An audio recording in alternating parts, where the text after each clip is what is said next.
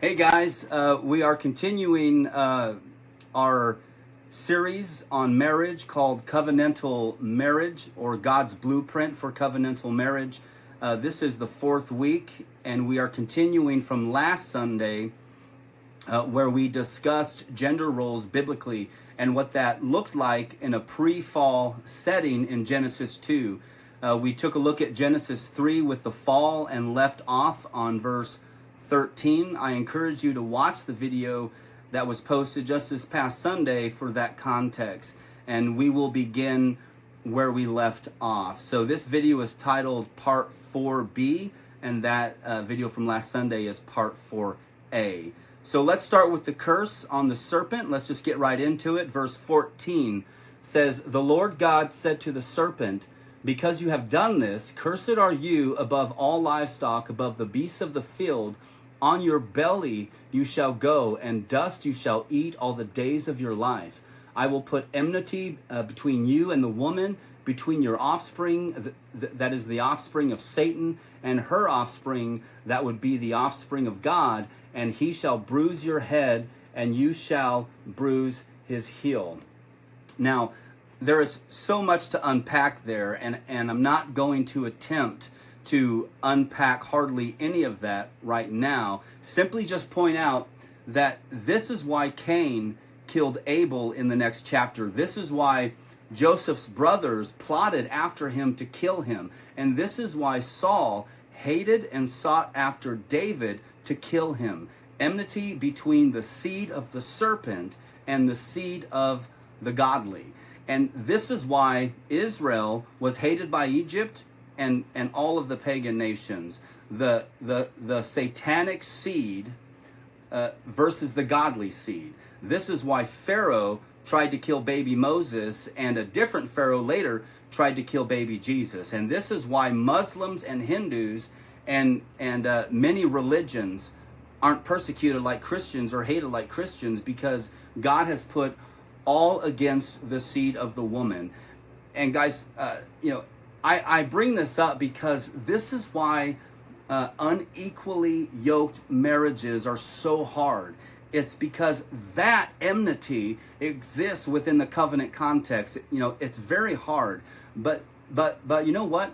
The same hope that there is for the unequally yoked marriage is the same hope for the one with two believers, the seed of the woman that would come later out of Eve, not Adam, the savior of mankind, but the seed of the woman, the future Adam, the greater Adam, the Christ child that would come from Mary, who would finally crush the head of the serpent.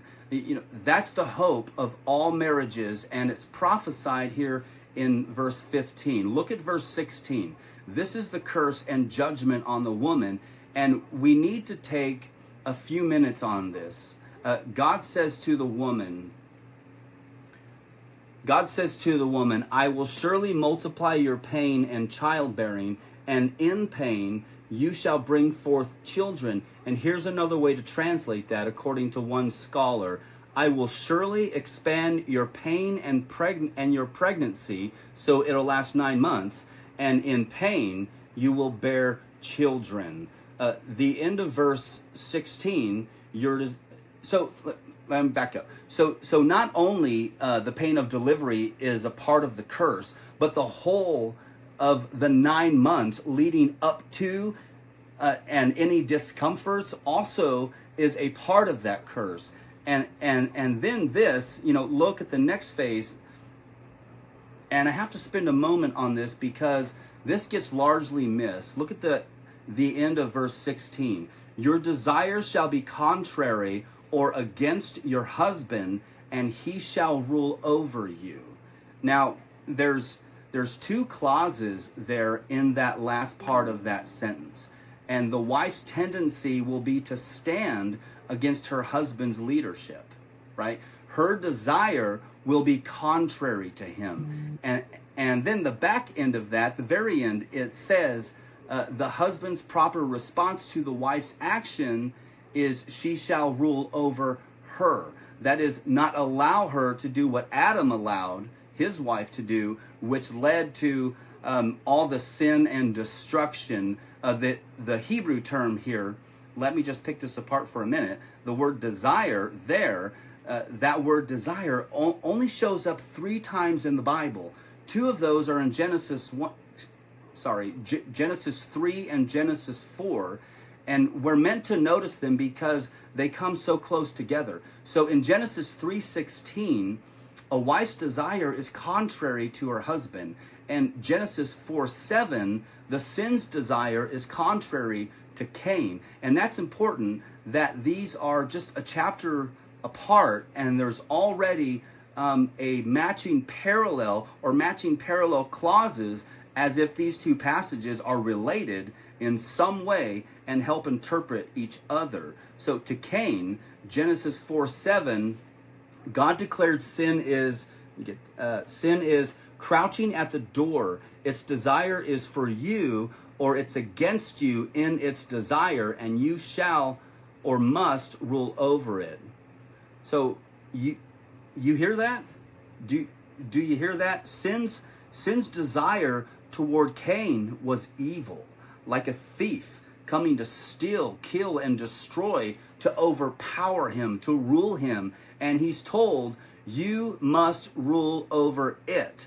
That's the proper response from Cain toward the sin that sought to rule over him. So read the parallel statement in Genesis 3:16. To the woman, God says, your desire will be against your husband, or to rule over your husband. So that's what will happen, not what should happen, but what will happen as a result of the fall.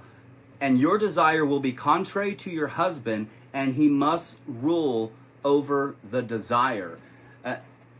And I do believe that we are to read these as parallel statements, and because they help us interpret each other. Again, it's not a prediction of what Cain will do in chapter 4, but a declaration of what he should do when faced with sin's negative attempt to usurp. So Cain should rule over his sin. Adam should rule over his wife, rightly, appropriately, when she seeks to usurp his God-given headship. Now pause. Okay, pause. Carl, are you sure you want to go there? Are you sure you want to go here? This isn't going to go well when you say this to men. Well, first of all, I'm not saying it to men. Okay? The text is saying it. And I'll quote Vodi Bakum here. I don't write the mail, I deliver it. I didn't come up with this, and I'm just repeating what it is here in this verse. Second, yes, many men will abuse this passage and have. Before I said anything right now, there's 2 abuses. Okay, there's Adam-like abuses where the man allows the wife to rule over him, which again, we can go back to Genesis 3 again and see how that plays out. That's not a good option for women or man or anyone. And then there's a Lamech-like abuses. Genesis 4:23. Lamech is the first of the aggressive and abusive men toward their wives. Lamech-like husbands have filled humanity and have filled the history of humanity, angry, domineering, Lamech-like men who've ruled and mistreated women. And we are all very aware of these, we're all very aware of these Lamech-like men, right? The church condemns those type of men, often without condemning the Adam-like men. See, I actually think for the church, the bigger problem is not Lamech-like aggressors. I don't think those are the husbands, ruining the church. I think in the church, the bigger problem is Adam-like passive men. And I believe that's a greater problem. And for whatever it's worth, I don't believe that Genesis 3:16 is calling for a Lamech-like or or Adam-like leadership. I believe is calling for Christ-like rule.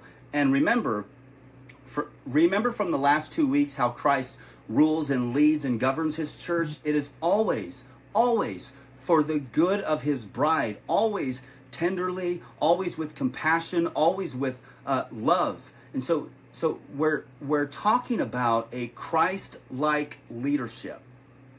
His lead is love. It's gentle. It's patient. It's pure. So please do not forget the last 2 weeks. Every man is to love and lead his bride as Christ loves and leads his. And toward his bride, there is not an ounce, nothing in his bones that's aggressive or passive. And where to be like that, brothers? We are to be like that. And I know that wives, maybe many would say, well, if I had a more Christ-like husband, I wouldn't try to control him so much. But here's what I would say. I would say that I don't believe you, because you do have a Christ-like husband and you struggle to submit to him. Christ is a perfect leader, but there isn't a woman, out there that perfectly submits to Christ. So every husband in the church is a problem for their wife and makes it difficult, right? But I think the command stands that there's others who would say feminism exists because of passive Adams and aggressive Lamechs. I don't think the problem of feminism is related to just failure of imperfect men. I think it comes back to this curse. And I think it largely comes back to this curse because the world was given a perfect man and he was killed, and he is still disregarded. This curse runs very deep, and it doesn't just start when a woman gets married. We understand this, right? Here's an example. Little girls can learn at a very early age how to manipulate their fathers, which seems very cute, but it's not always innocent. Teenage girls can learn how to control and manipulate boys with emotions and clothing and flirting. Many unmarried women can learn to use their bodies to gain authority and control over men. And so I know feminism, is a result of males' failures to some extent, but there is some deep-seated things that are related to nature and this curse that are going on there. And so the woman's curse is not just that she has a fallen, sinful husband. That is certainly a challenge, but the woman's curse is that her desire, because of the fall, is to rule over that husband. And brothers, we think that we are such a blessing to our wives, don't we? We do one good thing and we're patting ourselves on the back for a week, right? We don't realize the 100 other things we do to remind her of this curse. And so women know that the curse, right, that the curse that is at work in you is happening when you're struggling to submit to an imperfect man, and know that the Spirit of God is at work in you when you are finding it possible to honor him, Let me go to the men, okay? We'll end with the curse. We'll end with the curse on the man, and we're going to come back and study men next week. So I won't say as much about this now, right? But look how this curse starts in verse 17. Verse 17. There we go. So in verse 17, and actually, I would expect it to read like this. This is what coming at this verse. I would expect it to read like this. Because you ate from the tree, I commanded you not to eat. Cursed are you. That's how you would think it would read. But listen to how it actually reads, verse 17. Because you have listened to the voice of your wife and have eaten the tree which I commanded you, you shall not eat of it. Cursed is the ground because of you. In other words, Adam's sin wasn't merely that he ate the fruit. It was that he ate the fruit at the command or at the voice of his wife, obeying her voice instead of God's voice, fearing her disapproval rather than fearing God's. That's what God says in verse 17. And notice that God doesn't actually curse the man. He curses the ground from which Adam was created and must have dominion over. You know, it's interesting that people point this out, and I think it's a legitimate thing to point out in the text. The woman was made from the man, and therefore her curse is related to the man and related to offspring. The man was made from the earth, and now his curse is related to his work in the earth.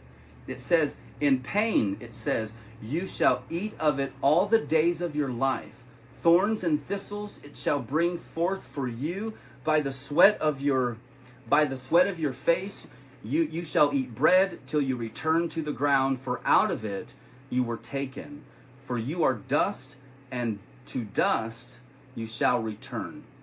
So he will return to the ground in which he was made. And many men feel the effects of this curse, right? It drives men into depression. It drives men into discouragement, into anger, leading them to act out sinfully. The curse pushes some men toward passivity and laziness that results to all sorts of addictions and problems and all sorts of destruction. The curse pushes others toward aggression and anger and ambition that will trample on they will trample on anyone who gets in their way. And guys, even among the godliest Christians here, out there, you can't fully avoid this. Brother, you can't fully avoid the futility of your work, the frustration of your work, the difficulty of work, the godliest of wives. You can't avoid the pain of childbearing. You can't avoid the difficulty of not trying to rule over your husband. These things can't be fully avoided this side of glory, but some actually do avoid them to some extent. So what do I mean by that? Well, I've talked to couples, who have said things like, we've never argued and our marriage is easy. I've actually had people say that to me, which means one of two things to me when I hear that. Either you're fully sanctified and perfect already, which is amazing that I met someone like that, or you haven't been married. Okay, that's an option, right? Or you aren't doing marriage right. So you say, well, what do you mean by not doing marriage right? I mean that, there are couples who avoid aspects of the curse. How is a husband going to say, I don't feel the effects of the curse on work? There's no futility in anything that I do. The only way that you might feel that is if you put it on your wife, and she has to bear that. So maybe you don't feel the weight of it, right? How many women in our day say, I don't feel any pain in childbearing because I don't want kids? How many married couples say, we don't struggle with this whole headship submission thing because we don't agree with it. It doesn't work for our marriage. We've actually found, what works best for us. So you can avoid aspects of the difficulty of this by reinventing your own marriage according to your own rules, according to your own desires. It's possible to avoid aspects of this curse. We can say a lot of things about marriages like that, but here's what I would say about them. They're very non-Christian. They don't have the aroma of a Christian marriage, because a Christian marriage, as we saw within the last 2 weeks, has a distinctiveness to it that you look at the husband and you go, he isn't Christ, but he's trying. He's not Christ, but he is trying. And the wife, she isn't like the church, but that is her aim. That's her aim. There's a distinctiveness there. And this is the other Christian aspect. The difficulty of being a godly husband and being a godly wife requires continual death to self. It is very hard to be a godly wife. It is very hard to be a godly man. It requires death. And you actually have to die to yourself, which in Christian terms is a really good thing. So John 12 doesn't get brought up in a lot of marriage sermons or teachings, but I'm going to read that to you. John 12, unless a grain of wheat falls to the ground and dies, it remains alone. But if it dies, it bears much fruit. You want a fruitful marriage? There's got to be death to self at daily death to self in the path of husbandry and in the path of being a godly wife. It is the aroma of Christian marriages. It beautifies marriages. And I'm going to just stop at this point for today. We'll come back to this next week and look at the husband and then the wife after that. And I hope the Lord will help you see there's beauty here. There's joy here. There's freedom here. This is not restrictive. This is God's plan for us. It's His design for marriage. It is where life and liberation happens in the context of marriage. It's how Christ and the church get displayed in and through our marriages. Amen? Right. Next week, we will discuss what the Christian husband looks like biblically. We've spent quite some time during the previous weeks in the Old Testament, Genesis and Song of Solomon mostly. Next week, we will begin looking at the New Testament. And I thank you for your time. Have a blessed week, and talk to you next time. Bye-bye.